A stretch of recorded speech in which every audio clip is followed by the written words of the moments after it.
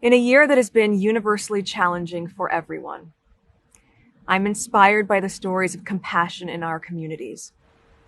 Across the country, people have put their own needs aside to come together and support the collective well-being of those around them. Back in March, the COVID-19 crisis hit hard, and overnight, everything seemed to change. For many families, the impact of the pandemic has been catastrophic, and far too many were faced with a heartbreaking question: how am I going to put food on the table for my family?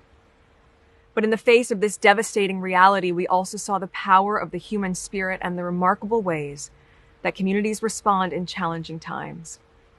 We saw the good in people, in our neighbors, and in entire communities coming together to say they would not stand by while our neighbors went hungry.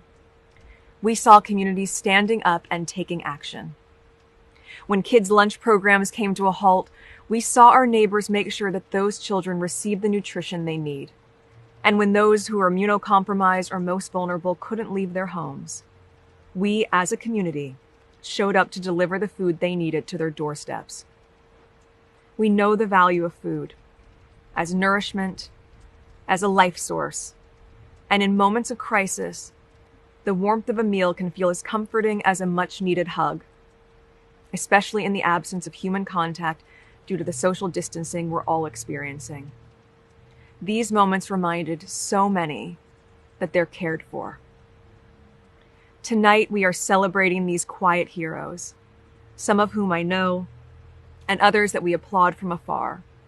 These individuals stood up and made sure the most basic needs of our communities were met.